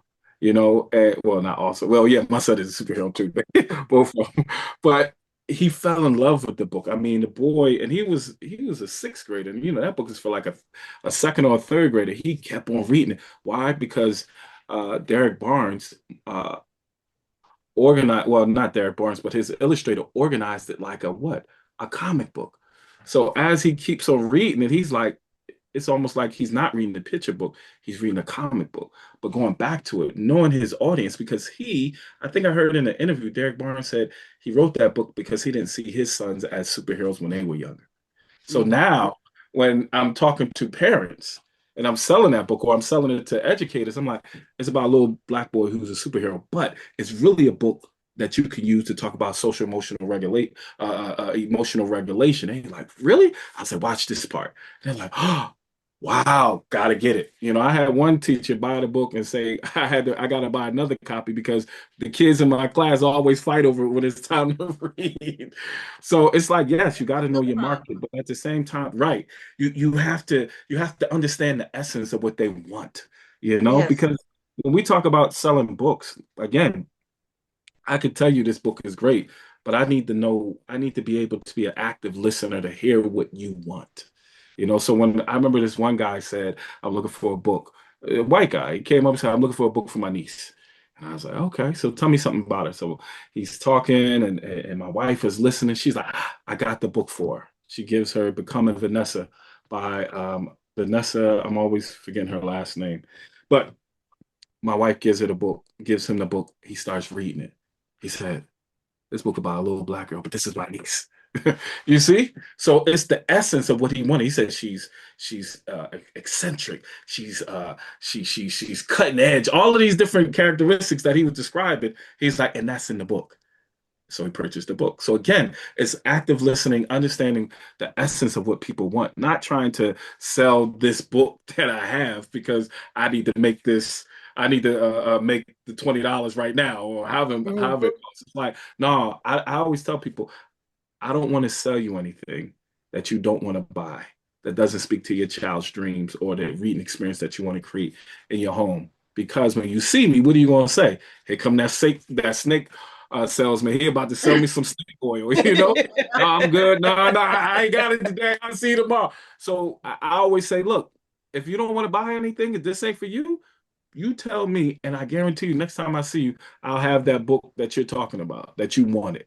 So yeah.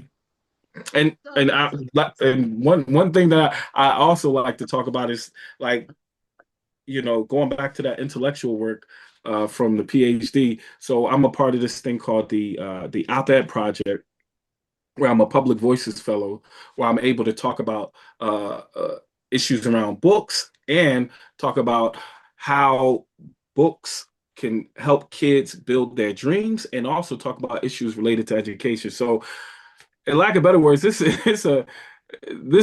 calling goes beyond, as I said before, selling books. Is educating. It's writing about how we change the world, how we inspire kids. It's talking about the issues that prevent kids from maximizing their full, what we say, dream potential. So are you still reading as much as you were in the past? Like you said, you read like 2,000 books or whatever it is. Are you Yeah. still reading at that same pace? Boy, you know that 2000 was like over like 3 years. But I do. Okay. Before we put any book on the table, we always read it. And so when I read it with the intent of saying, how does this book, one, speak to the dream categories? What type of kid is this book going to speak to very specifically? And then how can a parent, educated grandparent, how can they use this book? So I would say, because we sell books and we are at festivals, teaching conferences, that I'm always having to update myself. So maybe not 2000. It wasn't 2001 year or 800 within that summer to spring, but I would say it's about it's a lot. That's what I would say. It's a lot. It's a lot. And sometimes I got to reread books because I'm like, hey, I remember what that book was about. Let me see. Yeah, it's about one, two, or three. So sometimes I literally have to reread stuff. But to answer your question, I'm not at that pace because my sons are 13 and 11 now. Okay. Yeah, so, but I still read a lot because, again, before we put a book on the table, we want to make sure that we understand how that book speaks to a child's needs, or the reading experience that their families want to create. So is your bookstore's inventory exclusively children's books? Yes, yes. We Oh, always okay. children's books. We have we go from what we say zero to like grade 5. We have a couple of graphic novels that are for middle school students. So we kind of play in that area, but not too much, So you So focusing more on the 0 to 12 in there, or right, maybe even 10.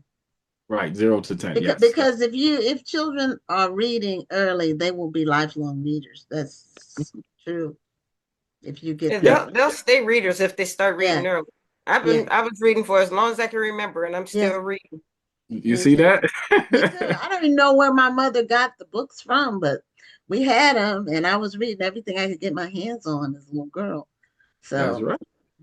so just some people have the bug, and then some have to be introduced.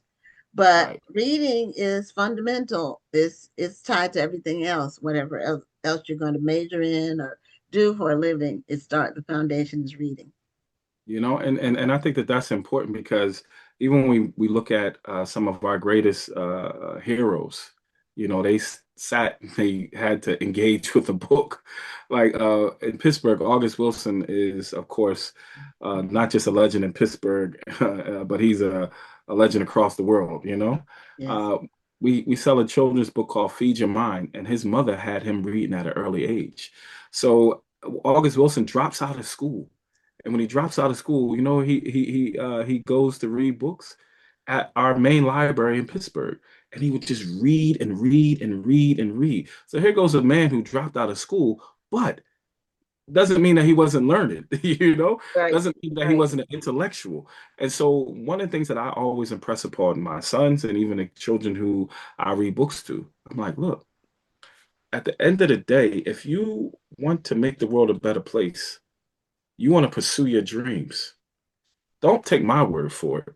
Go down, read it, a book, and beyond reading a book, be able to engage with the text so that you're just not consuming information, We're but not you just become looking at the words. right. You become creators of of a new world because that's essentially what August Wilson would do. He would hang out, read at the library, and then hang out in diners in Pittsburgh and listen to what people were saying, and hence he would create these amazing stories. And I'm thinking to myself, if August Wilson could do that, then all these little brown babies that walk up and down the streets of Pittsburgh, America, wherever, can do the same thing. And hence why, like you said, reading is so important. I always say reading is a process that help you build your dreams, you know? And hence, when you ask me, am I still reading? I have to, you know? I got, because how can I, if I stop reading, that means I stop learning. That means I stop creating. And that's the whole goal. So when we talk about going back to when we talk about books, it's like, yeah, I can sell if you want a book, I can sell you a book. But beyond that, the most important thing, if you only have one book, especially for kids, you only have one book or 4 or 5 books, I want that book to speak to who you can become, not Yeah. just a cheap alternative because I want to feel better about myself. So I give you a book, I give you a free book that I wouldn't even give to my own children. You feel me? Yes. Yes. Well, Dr. Griffin-El, we really appreciate you being on the show and your passion. Let the audience know where your bookstore is in Pittsburgh. So, in what area or what street or whatever for people who Yeah, might be. so our bookstore is fully online. So we're www.theyoungdreamersbookstore.com. And then we are mobile. So we pop up in different places across the city. And then we have a educational residency. We're the inaugural educational residency resident, educational residents at the August Wilson African American Cultural Center in Pittsburgh. So one Saturday out of each month, we hold what we call a Read to Dream program, which is basically a program where we read a book, we do an activity, and we inspire kids to see books as tools to build their dreams. And so we do that every month. And in fact, this upcoming Saturday, we'll have a Read to Dream experience at August Wilson from 11 till 2 o'clock. Okay, for those out there in the Pittsburgh area, take note, take your children. And thank you so much again for being a guest on the show. And congratulations on you and your wife pursuing your dreams and building young dreamers. Oh, thank you so much. And 25 minutes goes by too fast. You need to give it a whole 2 hours next time. Yeah, well, we didn't know you were going to be speaking like that. We could have given you a whole hour next time. Next time I will wear my t-shirt too. Since you all gonna send me. But thank you so much, and it's an honor and pleasure. For the future. We Thank might do you. something. We might do some have a bookstore night and just have everybody with the bookstore. We'll think about it. You planted a seed. So Amen. anyway. Amen. All Well, right. thank you Have so a great much. night. You do the same. Bye-bye. Bye-bye. Okay. Well, our final guests for tonight, they've both been on the show before, but tonight they are on because they are part of an anthology that was recently released called ROM-Complications, like a play on rom-com. So it's Naleighna Kai and J.L. Campbell. And there's some other people in the anthology too, some other authors, but I thought I would invite these two. One, because I know them because they've been on the show before, and will be a good representation for the other authors that are included. So welcome back to Black Authors Matter TV for both of you all. Hey, thank you for having us.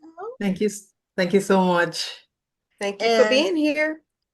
Yeah, Naleighna, you are always doing something like outside the box. Like so much of what you do is something that you don't really see other people doing. It's like you create your own lane for things. And you do so much with the literary agent work you do. And then you have authors that are under your umbrella for your publishing, and then you write books. and now you're part of this anthology. So, was it your brainchild, this anthology, or was it a collective effort? It sounds like Naleighna Kai to me, but It actually was. I wanted to do something fun, something like we've been doing romantic suspense, and we've been doing thrillers and mysteries. So now, given the climate of where we are right now, I think we needed a little light, a little fun, a little romance, and combining that ROM-Complications, I thought was an amazing thing. And we have Stephen Barnes, who is who did the foreword. He doesn't write romantic comedy. yeah, I was But going to ask about him. That was my question. How did he end up doing the forward for a romance? because did you read it? How he got his wife, How I Met My Wife. Oh, okay. Well, Ah, I've heard him talk about it. yes. And I thought it was very important to share that he was so intent. But it was, and when he's talking about the love he has for her, it's amazing. You know, he's always honoring her. He's always lifting her up. Even when he had an opportunity to do something for himself, he says, take care of my wife. I love that.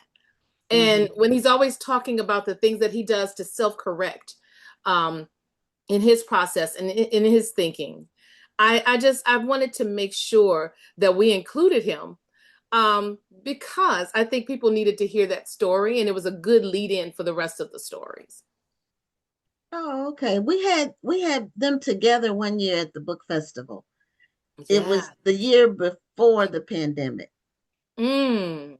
So we wanted to bring them. We had Tanana read by herself before, but we wanted to bring them there together. So that was a real treat. Yes, indeed. Yes, Yeah. indeed. So Joy, JL, how did you get involved in the project? Lisa, of course. She always encourages us to be doing something all the time and to be adding to our backlist, because our backlists are so important. You know, if something blows up today, people are going to want to know more about you, more about what you write. And so, you know, Lisa, Naleighna she's always thinking. She is like, yeah, we call her the Energizer Bunny. That's one of the names we have for her. So What hasn't she done? that is it. That is it. And so she always encourages us to stay busy and to keep adding to what we do, you know, so that we never become stale and that we're always honing our skills and, you know, developing our talent. So that's how I became involved. And that's my thought process. You're either green and growing or ripe and rotten. Well, that's a good way to put it. And you definitely live by that. Now, name some of the other authors that are in the book. Oh, so ones that you know, Pat George Walker. We have some newbies in there as well that have been around for a minute, that have been on the literary scene, but not as authors. We have Royce Slade Morton. She is one of the members of the Sweet Soul Sisters. Yeah, Rhonda, you know, book club on the East Coast. So she got a chance to write something fun. And Clay has been around for a while, since the back 25, 26 years. So we got her to write a little bit, as well as, of course, J.L. Campbell. Pat George J. Walker, I think I mentioned her, but, you know, comedy is her thing. And, you know, for a minute, she stopped writing. And we were the ones that helped to get her back into writing. And she's written 3 pieces since then, and she's working on a 4th. You know, when she lost her husband, that was the love of her life. Right. And she shut down, and getting her back into it too. She's so excited. She is the oldest member of our tribe, the elder of our tribe, and she stays on top of it more than some of the youngsters in the tribe. I'm very, very, very proud of her. We also have Tracy Finley. She writes thrillers, and she was in that group of people who wrote with Taryn Fisher, Colleen Hoover. She came out in that crowd of people. But I challenged her to do something different. And of course, romantic comedy is different. And it was interesting that when I started representing her as agent, the thriller she wrote kind of was like on the Gone Girl and that kind of side. And we weren't getting any bites for a minute because people have kind of evolved since that kind of writing came about. And I said, so what else you got? And she says, well, I got a romantic comedy sitting around. And I said, well, let's dust it off and put it out there. We've had a lot more interested in her romantic comedy, more bites, more enthusiasm. And so now by doing this anthology, she kind of builds a platform of people who are going to be interested in her romantic comedy when it comes out. We also have, hold on, I think I missed somebody, Daryl Benally. He is a Navajo. He lives on the reservation in Gallup, New Mexico. And this was his first attempt. He writes the more serious stuff. He's a very serious guy with a wicked sense of humor. But in his writing, this romantic comedy is set on the Navajo reservation. And it gives us a glimpse of it and the experiences growing up. And the humor is so spot on. It's amazing. Did I leave anybody out? Oh, Marie Higgins. Okay. And she writes Westerns mostly. Mm-hmm. And she's in there. She's, wanted her to tip into the lighter side too. Okay. Well, I think it's a great project to, you have to keep innovating, like you said. Mm-hmm. And you are correct about the backlist being so important. My first book came out 18 years ago, and it still sells. I'm not promoting it, but people read some of my other work, and then I guess they find it somehow. So every month I sell copies, and so and my other books too. It's interesting to see what people buy. So you just never know how they're going to respond to whatever topic you have out there. Most of my books are nonfiction, except for, I do multi-genre work. I write what I have a passion for at the time. So that's where my work is. And I'm self-published. So my books are all over the place in terms of topics, but they're all things I'm passionate about. So none of them are boring because of my passion, even my two novels, the passion is in there too. Mm-hmm. So now, Naleighna, catch us up on like some of what you've been doing. How much time we got? I'm just joking. Well, that's why I said catch us up, because I think it's been a couple of years since I talked to you about what you were doing. So, and then you were starting to do more agency stuff, I think. But you do a lot. So, it's important to stay busy, and you do. Indeed. We have actually 4 anthologies coming out this year. Oh. Another one is Word to Your Mother. And that is a Mother's Day anthology. Actually, it was released last Tuesday. So Word to Your Mother, as well as Dance with My Father. So we have 2 anthologies that are Mother's Day anthology, a Father's Day anthology. And it was interesting because at the beginning, I was really worried about the Father's Day because everybody wanted to talk about mothers, but I was having a hard time getting people who wanted to talk about fathers. And also they're so different. Even my son did the covers. They're just amazing. And the Mother's Day one was humorous, inspirational, and uplifting.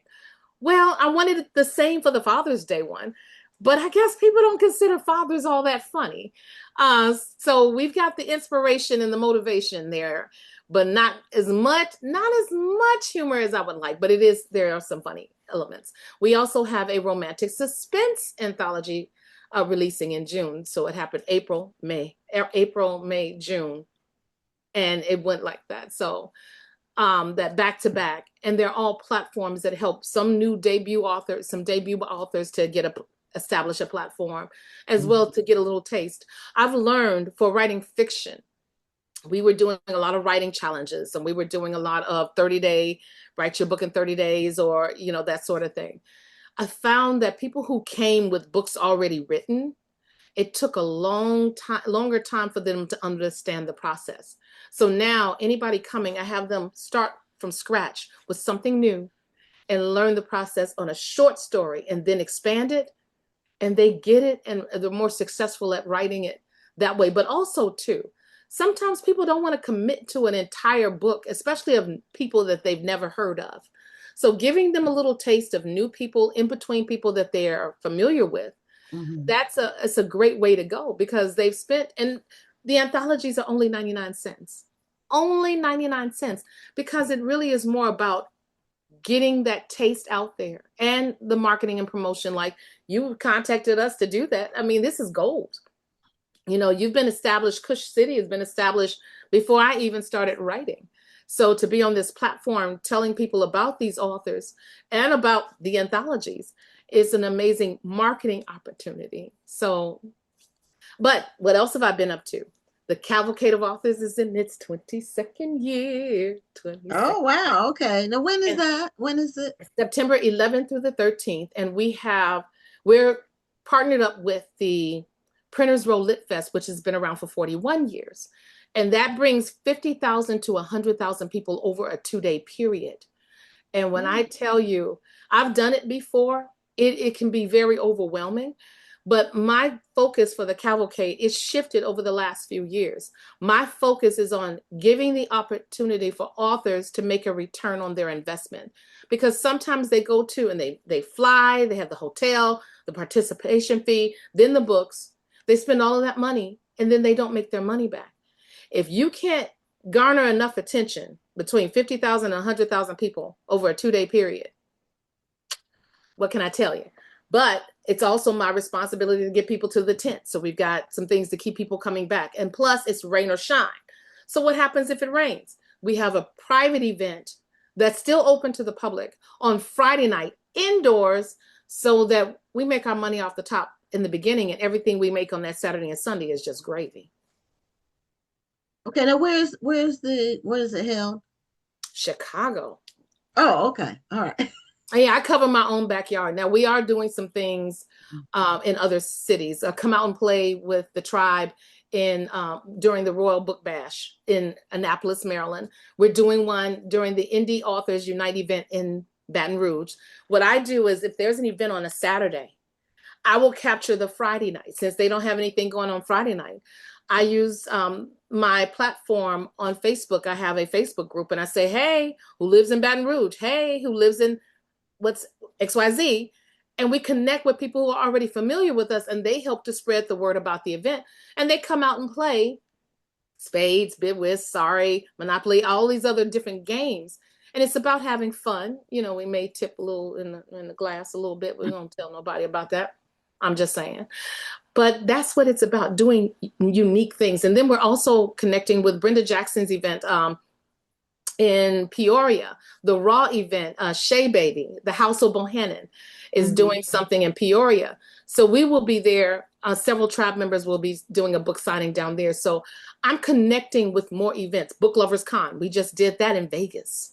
And it's been around for years. The showrunner, Jo Carroll, she is going to probably make her debut at Printers Row next year, because that is a large hall of readers, 50,000 to 100,000 people. So she wants to come through, and there's enough room for everybody. So I've had a meeting giving her what advice I could, and she's always supported the Cavalcade. And that's the way I've always thought. We help each other in this, and everybody succeeds. Yes, you're right. Something that you were saying about the I saw your pictures from Book Lovers Con? Book Lovers Con. I saw some pictures that you posted online from that, whenever it was, recently. I saw some recent March, pictures. end of March. Yep. Okay. Yeah, I saw those. So I'm aware of that. But you are right. It's good to be able to work with other authors, and do things together, travel together. I have a group that I work with that we do that. Rhonda is going to be in Texas for the Texas Book Festival, which is a big statewide event in Austin. They have about 30,000 people that come, and it's been around for it's well established. It's been around for 30 years or something like that. So we this will be our third year going to that. And it's after the National Black Book Festival. So I get a chance to rest for a couple of weeks before having to go to Austin. Joy, give us an update on what you've been doing. You're included in the anthology, but do you have a recent release of your own under your own name? And what is it? What's the title? And just give us an update on what you've been, because I think it's been maybe 3 years since you've been on the show. I want to Yes, say. it was probably 2 to 3 years, yes. Yeah. Well, I'm in this anthology. That's what I spent time doing, a little earlier this year, just getting my story all together. Because my hero was mentioned briefly in another story that I had written before. And so I kind of brought him out, dusted him off, and put him in his own story. I have not done much this year. The last thing I did was for Christmas. And I am basically preparing for the next book, which is with Black Odyssey, which comes out in May, end of May, and that's another thriller. So, Okay. and aside from that, I'm kind of preparing for that as best I can. I'm Sorry, what's the name also of that book? Murder by the Book. Ah, okay. I'm just saying. Yes, I like the title. Yes. So good feedback so far, by the way. And yeah, we're just hoping for the best, and I'll do what I can to kind of push it as much as possible. I'm also going to be I'm still working on my story for the next anthology, the one that comes out in June. So I'm hard at work on that one. And aside from doing my own writing and preparing, whatever our marketing plan is, I do a little bit of editing as well. So that, Okay. in between everything, that keeps me busy. Now, Lisa / Naleighna. Let's say Lisa. I get it because you've been hanging tough. I'm like, she's struggling, but she's trying. So I'm gonna She give you is that. trying. You got to give her credit for that. I know people they could get caught up in the way it looks and not the way it sounds. Like Elaine, Naleighna. Naleighna. Yeah. Yeah, But they Naleighna. see the spelling of it and they think all sorts of everything, Yeah, well, I've said it enough times. Once you told me that in the original interview, like 4 or 5 years ago, because you were on one of our early, maybe Yes. 2021, maybe, and then you were on again another time. Yep. But it's been Right a couple before I of came years. to the event in Yes. in Houston. Yep. Yeah, it's been a couple of My years. son says, you guys got to move that towards the city a little bit so some more folks come, because he's like, we drive all the way out there to the church. That's fine and all, but come on, bring it in, bring it home, bring it up there near Harold's Chicken up there in the gym in some places. I'm just joking. Well, one thing about Houston is very big. It's also very segmented. It's not like most major cities where everything is basically central. The part of town where we have the event is like self-contained almost. And anything downtown, well, closer in, which is what he's talking about, people are going to have to pay the part. The cost of the facility is going to be astronomical. We've been there before in the earlier years. We've already done it. And then we have to charge people to come in. And so then it really becomes we want the people to spend the money with the authors and not before they walk in the door. Gotcha. Okay. Okay. Yeah. But something else that you mentioned about people who participate in the anthology and they come to you with the story that's already written and it's like they're kind of stuck. It's probably because they're so wedded to, especially if it took them a long time to write it, Not for the anthologies. I'm talking about just writing in general. In general, okay. Which is why we do short stories to give people. To I've get done them it. We had Mhm. several groups in the tribe. We had Namaste tribe, and they was like, nah, I'ma stay. I'm joking. But we had different names, Namakir, Namaste, all of these different things. I get it. Nah, I'ma stay. Yeah, nah, I'ma stay. And that group, and out of the stop it. And out of all 5 groups, that was the one that was the most stagnant because number one, they all came with books that they had previously written. Mm-hmm. Everybody else came with, nothing else, and they were starting the process. Mm-hmm. So we were trying to revamp and get this in shape and get it into the formulas. If it was romance, if it was mystery, if it was thriller, it was a harder process. They were the late, and we're talking about 5 years later, still finishing up one of them. Right now, that's how long it takes, because when somebody is, like you were saying, married to a text, it's hard to get them to fashion them. But if they're starting from scratch, then let them go back and rework. But let that be the first part of the process. It was harder. But all of the anthologies, first it was 3,000 words. Then we say, okay, we'll let you have 5,000. Some of them end up, because we didn't have 20 people in the anthology, we let them go up to 7,000, 10,000, but they built on what was already there. And the story stayed tighter, and it was really good. Then when I looked at the page count at the end, I was like, shoot, man, this is a big book. But there were really good stories. So good that I think Royce is new to writing, Royce Slade Morton. Her story, her first time writing fiction at all. She's an avid reader, though, and that was a good help. She wrote her story in 3 weeks and expanded it based on her experiences in the Air Force. And her story was so good, our beta reader said that her book should be the first one in the anthology. Coming out the gate.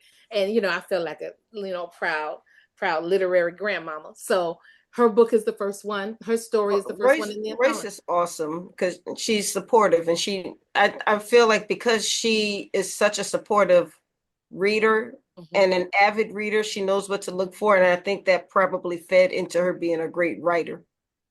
Yes. And she was but she was also very open. If she threw me something in narrative, I'm like, and I would throw it back and say, no, I need a scene. What I got back that next morning was the dialogue, the movement, everything. She wanted to get the process. And if we had more time, but I think because we didn't have more time, she was Johnny on it. I mean, on the spot, just, whoa. I was very impressed. Every time I read it and she added something new, I said, she's really getting the process. She's really, really, really getting it. And I was so proud. And I realized that somebody in that short amount of time could do it. 3 weeks, 9,000 words. Just imagine if she was writing a full story. She would take a few months starting out the gate. And that's an amazing thing. And that's so common. So anyway, Naleighna, JL, Joy, Lisa. Thank you for being guests on Black Authors Matter TV. Congratulations on the anthology, this one, and all the other ones you have coming out for Mother's Day, Father's Day, and the other one, I forgot what it was for, but it's in June as well. So congratulations. Now people can pick up these anthologies anywhere books are sold. It's on Kindle. It's on the ebook. It's on ebooks. I did put the link in the chat so people can click the link and purchase the book. ROM-Complications. Okay. You're asking me to do that, or are you going to swing and do it? No, Rhonda's already. I put the link in the chat. Thank you so much. Yeah, okay. Yes. I'm like, where am I going to get a link? I have to go. Yeah, thank you. I was wondering why you look troubled. I'm like, man, she want to put me to work. I'm trying to look cute here. I got my red lipstick and everything. I got my little nasty little shirt on and got my hair did and all that. I'm just like, I'm supposed to be looking cute. I'm not supposed to be working. No, you're good, girl. You're good. Yeah, Rhonda's on top of that stuff. She takes care of it. So, and also, could you put that link in for Joy's book, the one that Murder by the Book, and then I'll find it and put it in there. Murder by the Book, and then her Flames of Wrath. Oh my God, that book was Fire. You see what I did there? Okay, yeah. Play on words. Mhm. Okay. All right. Well, thanks again to both of you all for being guests on the show. Congratulations. And I'm sure we'll be seeing more of you in the coming months and years. Indeed. Thank you so much, and hope to see you in person soon. So, Okay. I'm sure we will. We're going to run into each other. All Many right. thanks. Thank you Have so a great much. night. okay, thank You you. too. Bye-bye now. Good night. Bye-bye. Bye-bye. Well, that's the end of our show for this week.